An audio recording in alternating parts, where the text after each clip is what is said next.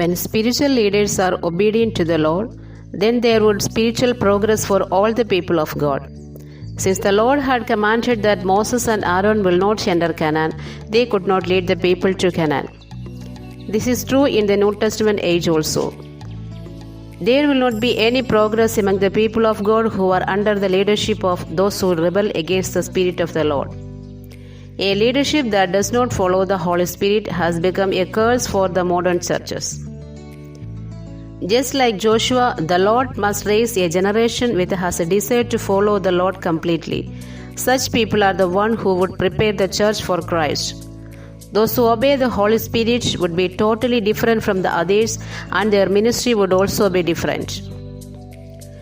In the year 2002, there was a 21 days fasting prayer meeting known as Ashisha Mari, which was held at Ernakulam in Kerala. In the midst of the service, a man of God who is being used by God even today invited all the servants of God onto the stage from the audience. While many people withdraw themselves by ignoring the invitation, about 35 ordinary ministers accepted the invitation and went up to the stage, including me. Thereafter, what the servant of God did was something amazing to all.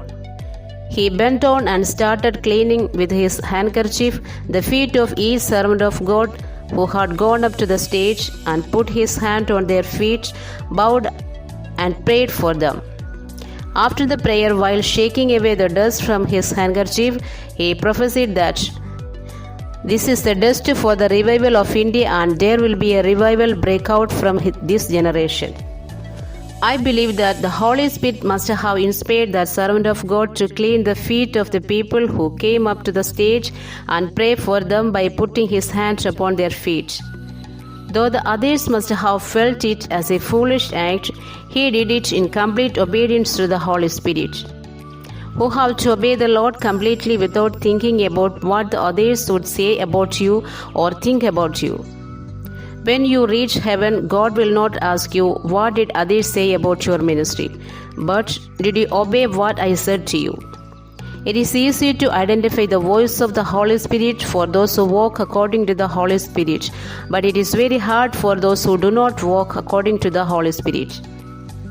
We need to figure out that the Holy Spirit never speaks anything against the written word of God. Example, to a married person, the Holy Spirit never say that he would leave his wife and serve the Lord. Everything that rises up against the word of God and his will, like revelations, dreams, feelings, decisions which sear one's conscience with their hot iron, etc., belong to the devil. God is not pleased with such decisions. I believe that God will use at least 2 people in order to confirm the idea given by the Holy Spirit. The 2 people referred to here are, firstly, the Word of God, and secondly, the prophets sent by the Lord. Therefore, do the ministry very carefully without causing any disgrace to the name of Jesus Christ and his spiritual body, the church. Please examine the New Testament ministers individually. We see that they completely obeyed whatever the Holy Spirit asked them to do. When the Holy Spirit asked Philip to go to a desert place, he obeyed completely without questioning. And Paul, who embarked with the gospel when he had a vision of a man from Macedonia standing and begging him, "Come over to Macedonia and help us," were the people who obeyed the Holy Spirit unquestioningly. Therefore, the glory of God was evident in their ministries. But today, more importance is given to the committee and council members than to the Holy Spirit. As a result, those who have the favor of God leave the church, and those who have the favor of the leaders appear on the stage. As a result, the people who hasten to meetings on seeing attractive advertisements of miraculous healing and divine deliverances return just as they came.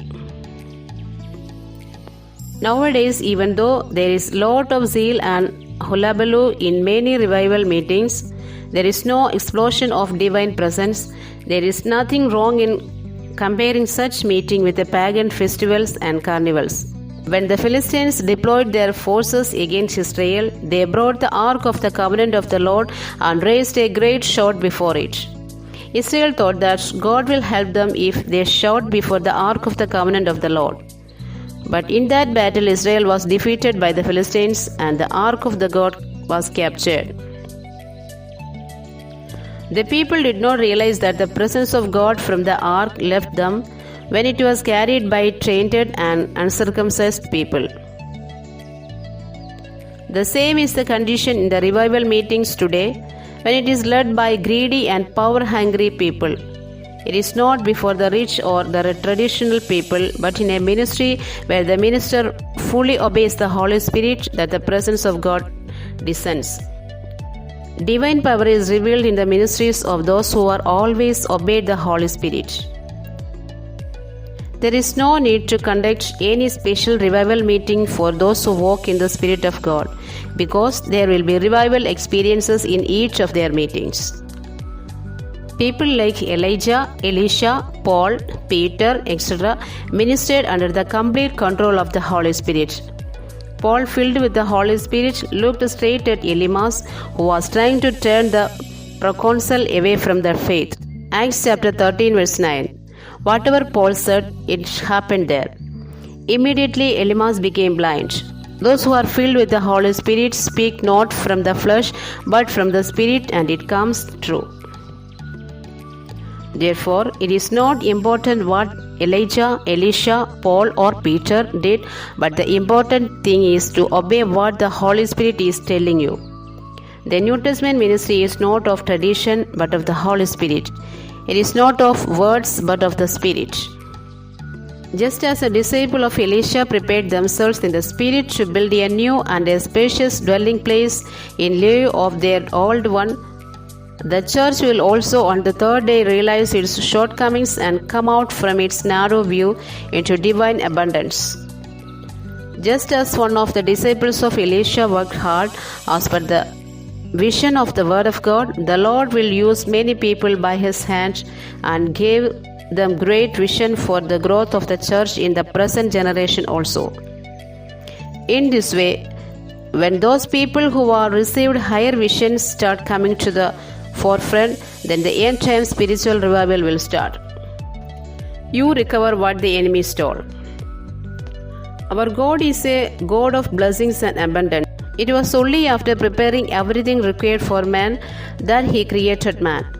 God gave man authority to rule over everything on earth, and let them rule over the fish of the sea and the birds of the air, over the livestock, over all the earth, and over all the creatures that move along the ground. Genesis chapter 1 verse 26. God shared with mankind the authority that He had over all the earth. Thus mankind got the authority to rule over the earth. But when the man was trapped by the devil, man violated the divine commandment. Man ate the fruit from the tree that God commanded them not to eat from. After eating the fruit from the tree of the knowledge of good and evil, man lost his fellowship with God the Spirit.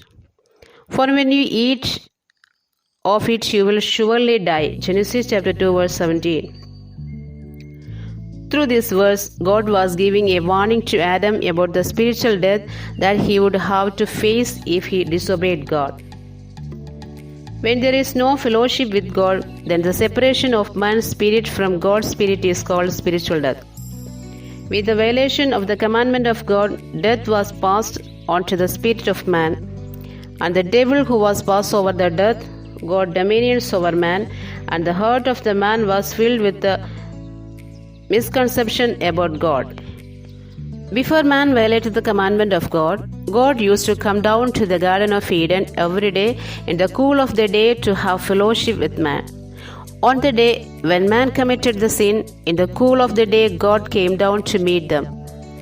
The omnipotent God in His all-knowing power came down even when He knew that man had committed a sin. When God came down, He was revealing His love towards mankind. But what did man do? Out of fear, he hid from the Lord. It was after man committed the sin that fear gripped his heart. Perhaps Satan would have told Adam that God is a cruel God and He will punish you because you have now violated His commandment. Man did not realize God's love because he was enslaved by the fear created by the satanic plot. However, God the Creator and the loving God came down to man who was hiding among the trees and made garments of skin and covered their nakedness. Even though man violated the divine commandment of God, God loved mankind. God was revealing His love to mankind who had lost the glorious garment by clothing them with garments of skin. However, man could not recognize it. At last, God reveals His love on the cross at Calvary, but God demonstrates His own love for us in this: while we were still sinners, Christ died for us. Romans chapter 5 verse 8. It was to deliver mankind who was subjected to a curse due to the disobedience of the first man Adam that Christ, who is the last Adam, became obedient till his death on the cross. It was the sin in man that separated mankind from God. But Jesus Christ took upon Himself the punishment for our iniquities. The God who passes judgment on the sins Himself prepared a way for the atonement of sins. Christ who was crucified is the demonstration of that preparation. For if, when we were God's enemies, we were reconciled to Him through the death of His Son, how much more, having been reconciled, shall we be saved through His life? Romans chapter 4 verse 10. It was God who took the initiative for the atonement of man's sin. In Christ we have peace with God. Thus it is the will of God that those who have been reconciled with God should live an abundant life in Christ. Romans chapter 6 verse 17. Just as Adam lived an abundant life before he committed sin, in the same way those who have received the forgiveness of their sins must live an abundant life in the garden of the church in abundance and happiness. You may enjoy good health and that all may go well with you, even as it goes well with your soul. 3 John verse 2. But the devil's desire is that we should not be aware of the abundance and the authority that God has prepared for us in Christ. The devil knows that once we realize the truth will lead us to freedom. That is why the devil tries to get the people of God away from the revelations in Christ. By pointing out the Old Testament believers like David and Job, the devil deceives the New Testament believers. What happened in the life of the Old Testament believer Job? Job was blameless and upright, and he feared God. And therefore God gave him a protection by putting a hedge around him and his household and everything he possessed. Job, his sons and daughters, and his livestock were blessed by this divine protection. However, the devil became extremely jealous of the abundance of Job and started arguing against him in the presence of God. Satan argued with the Lord that it is because God's divine protection that Job is pious, and the moment this divine protection is taken away, Job will surely curse God on his face. In order to disprove that satanic argument, God withdrew all the divine protection around Job and over his household and over everything that he had. As soon as the divine hedge was removed from Job, the devil started attacking him. First of all, he aimed at the livestock of Job. Sabeans came and carried away his oxen and she-donkeys. The fire that fell from the sky burned up 7,000 sheep of Job. The sons and daughters of Job were killed in the collapse of their house. One by one, the devil was stealing everything that Job had. But even then Job said, "The Lord gave and the Lord has taken away." Even though Job said this with a great courage, he did not know the truth. It was from the Lord that Job had all the abundance, but not the bad things. Without knowing this fact, he said, "The Lord gave and the Lord has taken away." Job chapter 1 verse 21. When Satan brought fire from the sky and burned up the sheep and the servants, the one who escaped from that attack said to Job, "The fire of God fell from the sky." Job chapter 1 verse 16. When the servant saw fire falling from the sky, he thought that it was from the Lord, and he said that to Job. Job also believed it. Perhaps these words of his servant might have moved Job to believe that all the miseries that have taken place in his life were from God. Job believed that all the miseries that he faced in his life were the punishment for the sins that he had committed. Job chapter 10 verse 14. Without realizing the schemes of the devil, Job said, "Though he slays me, yet I will hope in him." Job had only heard about the Lord. He had no knowledge about the arguments going on against him in the spiritual realm.